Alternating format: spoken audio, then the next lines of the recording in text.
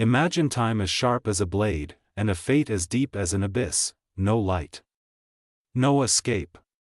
Only the sound of your own frantic heartbeat and the rhythmic, soul-crushing sweep of heavy steel above your chest. In the darkest cell of the Spanish Inquisition, death isn't a moment, it's an inch-by-inch descent into madness.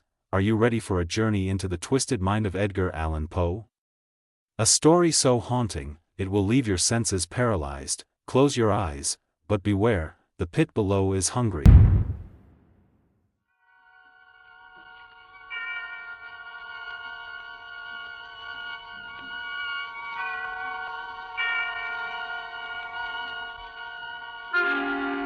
Suspense.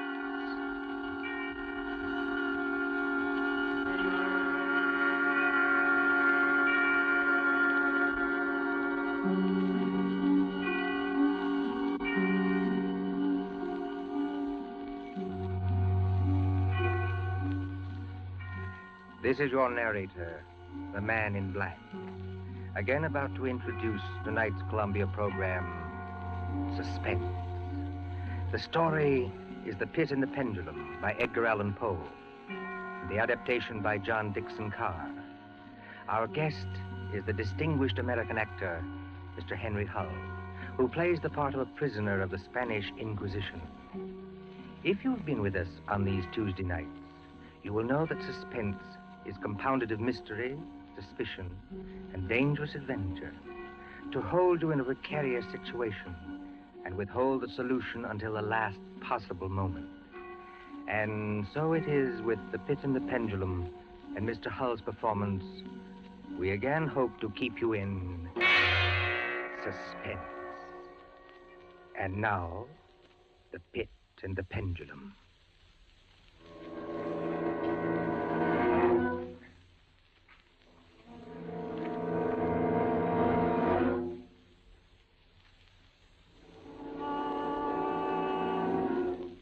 I was sick unto death with that long agony. And when at length they unbound me and I was permitted to sit, I felt that my senses were leaving me. The sound of the inquisitorial voices seemed merged in one dreamy, indeterminate hum. Yet, for a while, I saw, but without terrible an exaggeration, I saw the soft and nearly imperceptible waving of the sable draperies on the walls of the room. I saw the flames of the 7 tall candles which burned on the table. I saw the lips of the black hooded judges, and these lips appeared to me white as paper, white as horror. I saw them writhe with a deadly locution. I saw them fashion the syllables of my name. Jean d'Albret, Captain Jean d'Albret. Good fathers, gentlemen. We hear you, my son. I am very weak and infirm. I've been confined for many months in a dungeon. I've been tormented by nightmares. Conscience, one trusts. Pray silence, Fra Antonio. Even now, I have no knowledge of where I am or to whom I may be speaking. You are speaking to me, my son. I am Fra Pedro de Espela, prior of the Dominicans of Segovia and Grand Inquisitor of all Spain. Is this the court of the Inquisition? It is. Oh, then God help me. He will help you, my son, if you trust him. But I am a French officer. That is true. A soldier and creature of the arch-fiend Napoleon Bonaparte. But a French officer nonetheless. A prisoner of war. By what right do you try me in this court? Let the clerk read the charges against this prisoner. Pray silence while the clerk reads the charges. The charges against the prisoner are as follows. Imprimis, that he is one Jean d'Albret, a captain of artillery in the army of Bonaparte, so-called Emperor of the French. This means nothing, as the prisoner says. It is no crime. Proceed. Item, that on the 4th day of September in the year of our Lord 1808, that said Jean d'Albret did wed, espouse, and marry the most noble lady, the Doña Beatriz Valdez, niece of and ward of the illustrious... One moment. Your Excellency spoke. Antonio, was any cheat employed to trap this girl into marriage against her will? No, we have no actual evidence of any cheat. Was the girl of age? I believe so. Then wherefore is the prisoner here? This marriage was a deplorable thing, if you like. Bonaparte himself is almost at the gates of Madrid. His general, the Tsar, menaces our city of Toledo itself.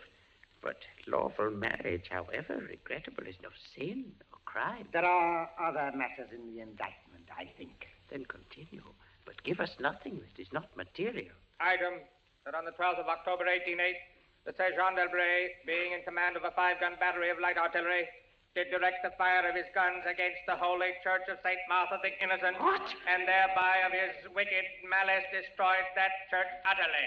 Captain D'Albret, is this charge true? It is, yes. You admit it? Good father, hear what I have to say. The church blew up, I think. Would you boast of your sin, young man? It blew up because it was stored with kegs of gunpowder for your army. I had every right to fire on it. And that is all the defense you have to make? I tell you, I had every right to fire on it by military law. There was... Is military law above God's law? I don't know. I did my duty, that's all. Long live the Emperor! Captain D'Albret, mark what I say. No man, however great his heresy, is ever condemned to be burnt in the fire. Fire! The fire. If he first recant and acknowledge the error of his ways. But for you, Jean d'Albret, there can be no mercy, no pity, no atonement. The only sentence of this court can be death. Death. Yes. The secular or government arm to which we must release you has devised 2 ways of punishment in cases such as yours. You hear the tolling of the bell? I hear them. It is the procession of the condemned going to the auto da fe. Soon the yellow light of the flames will stream through the windows and flicker on floor and ceiling. Nunc et in hora mortis intuit manibus Domine. Most of those condemned out of mercy will be strangled before they are burned. It cannot be so with you, Jean d'Albret. You must die in one of 2 ways. Either with the direst of physical agony. A slow fire of green wood, iced bandages about the head and the heart, so that the fire does not approach too quickly. Or else, Jean d'Albret, you must die in a certain other way. I'm done with this. Pass your sentence and let me go. The law does not permit me to tell you now what this other way is. The sentence of this court, therefore. I had swooned. Yet still, I will not say that all of consciousness was lost. In the deepest slumber, no. In delirium, no. In a swoon, no. In death, no. Even in the grave, all is not lost. There are shadows of memory which tell us indistinctly of tall figures that lifted me and bore me in silence down, down, still down, until a hideous dizziness oppressed me at that descent into the earth. Then, as consciousness swam back to my wits, darkness, a stone floor, and darkness. Oh, Beatrice. Beatrice, my wife, Beatrice. Did you call me, Jean? Beatrice, was that you who spoke? Yes, Jean. You were here in the dungeons of the Inquisition. I am not really speaking to you, my poor Jean. I am only in your imagination. Am I mad, then? No. But your brain is fevered. You only think you hear me. No, I do. I hear you clearly. As clearly as I once heard In you. the little church near the Ebro where we were married. Yes. I destroyed that church, Beatrice. I had to. It was my commanding officer's order. I know, Jean. Be comforted. There are those who care. You won't leave me. As long as I am in your heart, I shall be here. I was strong once. Now I am weak. Once I was reckless. Now I'm afraid. What am I, Beatrice? What are they going to do to me? I cannot tell. Remember, my voice comes only from your own brain. Are you fettered? Fettered? No. They've not chained you to the wall. No. They've taken away my uniform. They've given me sandals and a robe of what feels like coarse serge, but I'm still free. free. Take courage, Jean. Free. And in the grasp of the Inquisition. Beatrice. Yes, Jean. It's completely dark. There's hardly any air. I dread to get up. I dread to stretch out my hand. Suppose they've buried me alive. Courage. Can you stand up? I think so, yes. Then walk. Walk as far as you can. Measure the limit of the cell. If this is not a tomb... You're right, Beatrice, as always. I'll try. Are you on your feet? Yes, now pray. Pray for a poor devil who always meant well. 1 pace, 2 paces, 3, 4. You are very weak, Jean. Rest a moment. Where are you now, Beatrice? In the flesh, I mean. You know that, Jean. In the old house by the olive grove, scorned of my people. Yes, I know it. Each morning I climb to the hilltop and watch. Go on. Sometimes I think I hear gun wheels Yes. rumble in the hills. Yes. And long-moving columns with the red dust rising about Go them. on. First come the heavy cavalry in plume-crested helmets. Yes. On their flanks, wheeling like hawks, light hussars in blue and scarlet. And behind them, in a glitter of bayonets as vast as light points on the sea, rank upon rank, the long gray coats and the tall bearskin caps. The old guard and the Grand Army. It is only a vision, my dear one. They do not come. Will they? Will they ever come, Beatrice? I cannot tell. Then I must face what has been prepared for me. Walk again, Jean. Try. Keep your hand in front of you. This rope, it impedes me. The floor is treacherous with slime, but I'll try. 4 paces. 5, 6, 7. It can't be a tomb. 8, 9. Look out! I'm all right. I fell to my knees. The rope tripped me. My hand is in front of me. It's lower than my face, but I feel nothing. Nothing, Jean. It's a pit. A circular pit. And I fell on the very edge of it. Oh, they would have made you walk into it. Yes. Oh, there's a loose fragment of rock just inside the edge. Now, if I can dislodge it like this.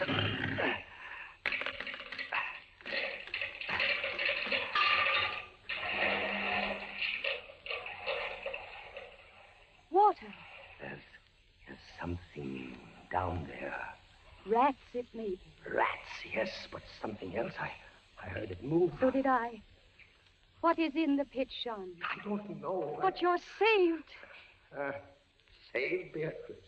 Saved from the Inquisition. My torture has been merely postponed.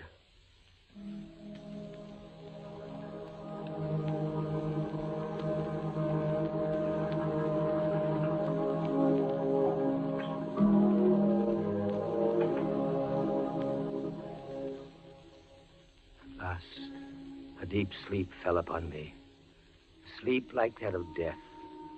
How long it lasted, I know not. But when I opened my eyes once again, I could see. Yes, see. My prison was large and lofty. Its walls formed of massive iron plates, bolted or joined together.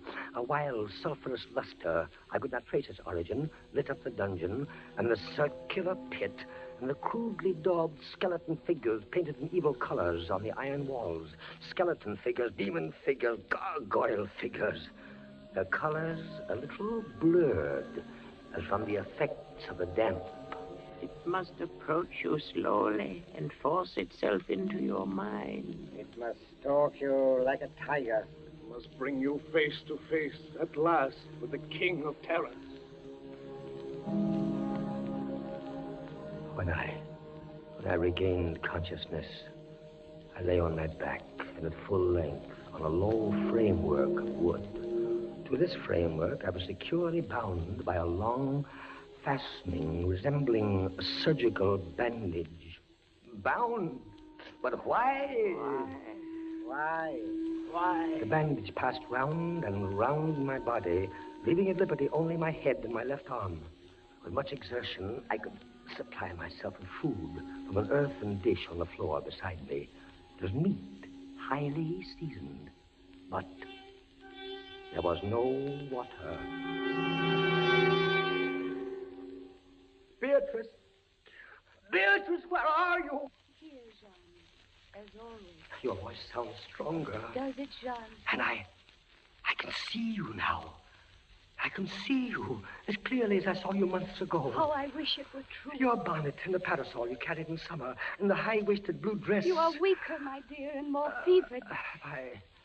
Have I been asleep? Yes, Jean. They must have been here while I slept. They bound me. Why? Stop those voices! Stop them! Mine too, Jean. I am not here either, you know. Don't drive me away. Beatrice, look. Where? At the ceiling of this room, 30, 40 feet up, what do you see? I see painted on the ceiling a figure of Father Time. Anything else? But Father Time carries no sign. No. He carries instead what looks like a gigantic pendulum from an ancient clock. About one thing, I swear I'm in my right senses. I saw that pendulum move. A painting cannot move. Yet I swear the pendulum did move. It swung a little back and forth, just like a real pendulum. Try not to trouble your brain. That pendulum is real. Beatrice, take care. Take care of what? You're not looking at the pendulum now. Take care of the rats from the pit.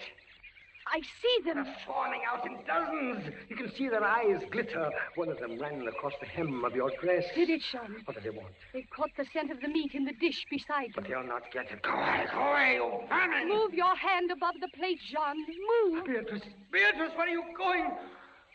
I can hardly hear you. You are sending me away, Jean. I'm sending you away. My poor loved one.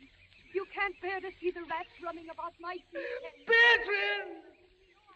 Beatrice! Yes, it's true. In a cell swarming with vermin. There are others I had rather see here. I'd rather see... Did you call me Captain Dalbray? Then in spirit, I am here. Who are you? Don't you recognize me? No, I do not.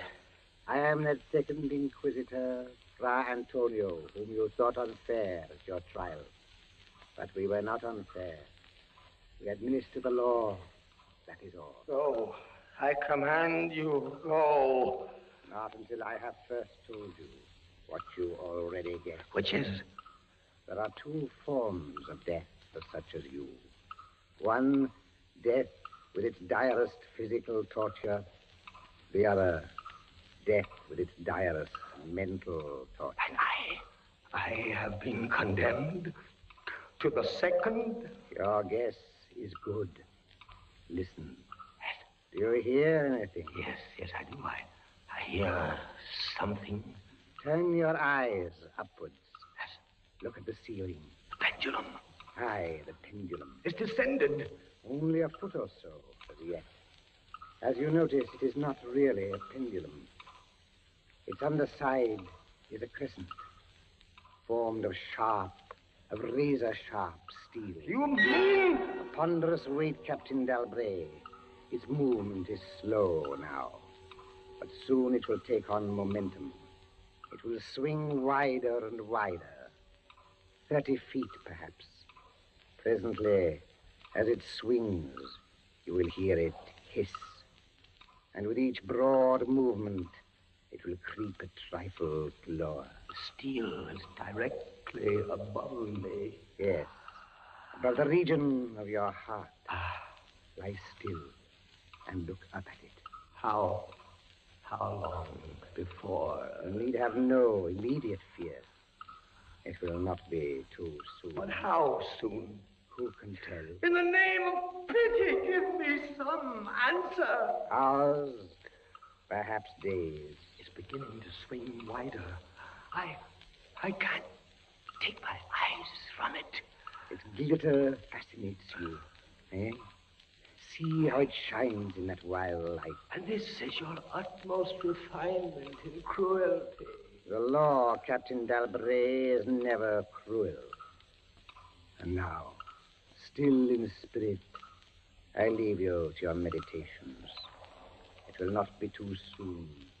Minutes, hours, days.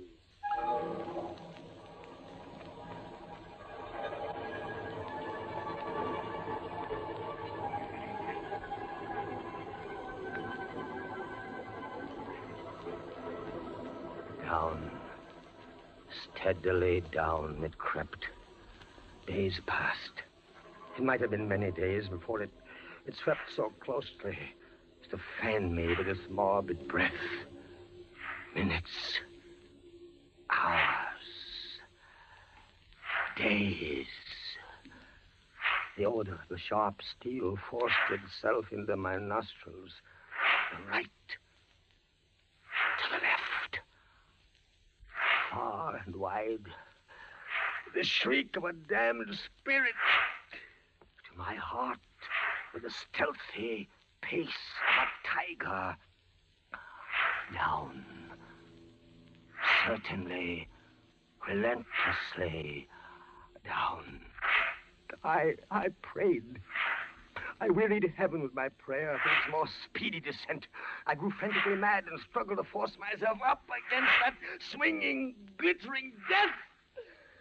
Of no avail. Down, still unceasingly, still inevitably down, the sharp steel flashed past within 3 inches of my chest. Beatrice! John? Beatrice, Beatrice, where are you? I heard you calling, John. I am here.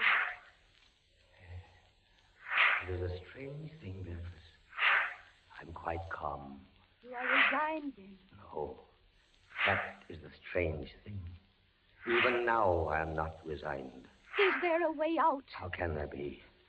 10, 12 more vibrations, and will fray the serge of my robe. Only lightly as a razor in a delicate hand. There will be many sweeps before it bites deep. No, I can't escape it. You kept me away from you, John. You locked me out of your thoughts. If I am here only in your thoughts, why should I fear the rats? The rats! You open your eyes and your eyes blaze. What is it? The rats! Do they still swarm here? Across the floor and over the meat platter. They have taken nearly all your food. Yes, of course, they're ravenous, and they have sharp teeth. Well... The meat is oily and spiced. If I take what remains of it, scatter, you vermin, and rub that meat on the bandages that hold me here. Try it, John, try. It may be too late, if I leave my body a fraction of an inch up. Try it, I tell you, try. Ah, but look, they scatter as soon as I do try. But they are watching you. I can see their eyes glitter.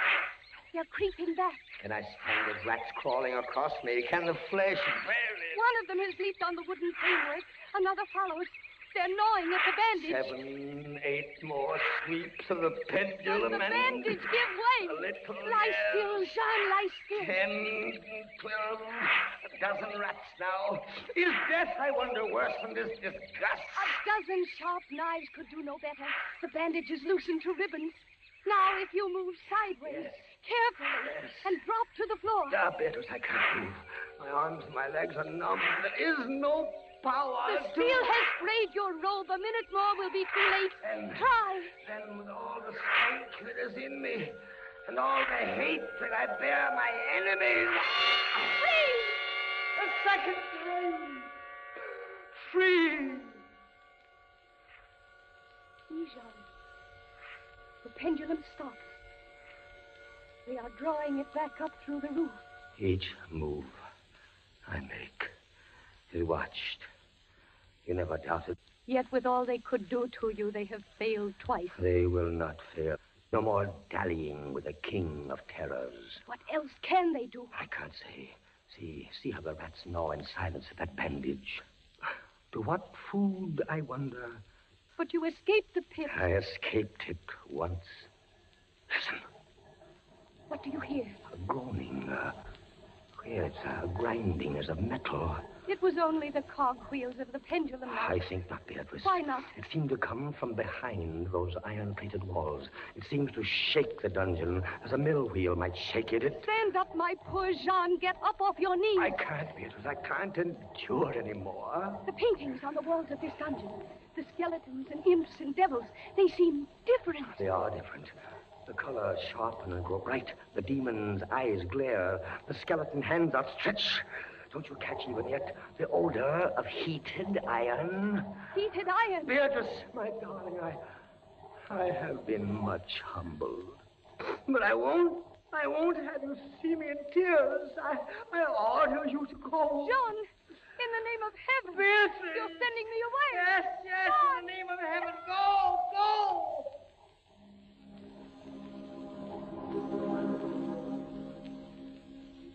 A suffocating heat pervaded the prison. A deeper glow settled in the painted eyes that glared at me. I could draw no breath of air into my lungs. Against the loom of that fiery destruction, the thought of the pit and its coolness come like a soothing balm. I staggered to the edge of the pit. I looked into it. The enkindled walls and roof lighted it to its depths. Yet for one wild moment, even then, I refused to believe the horror of what I saw beneath me. Does the pit please you, Captain Dalbray? Not the pit! Merciful God, anything but that! And how shall you avoid it? Look. This dungeon has changed its shape. That is true. The walls are closing in. It was formerly a square, and now it is Flattening slowly toward the center to force me into the pit. Of course. It'll force you along with me. Again, apparently you must be told, Captain Dalbray, that you are speaking only to your own sick fancy. I am not here at all. Farewell. And now closer and closer through the red burning walls, forcing me into the pit with a swiftness that left me no time for thought. I shrank back, but the closing walls pressed me relentlessly onward. At length, for my seared and writhing body, there was no longer an inch of foothold. I screamed once. I tottered on the edge of the pit.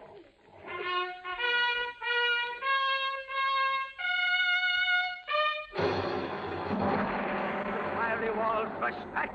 An outstretched arm caught my own as I was about to fall fainting into the abyss. It was that of General LaSalle. The French army had entered Toledo. The Inquisition was in the hands of its enemies. Vive la France!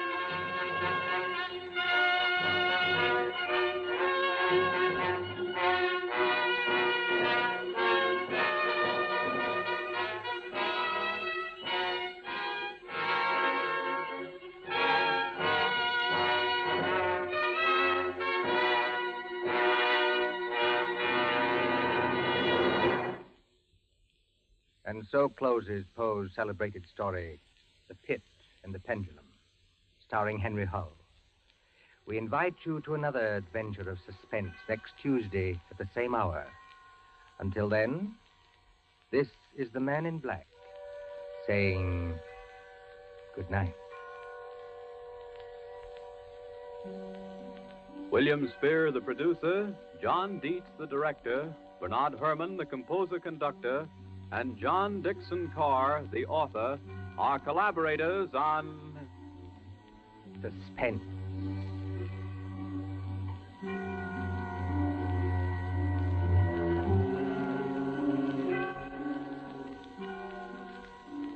This is the Columbia Broadcasting System.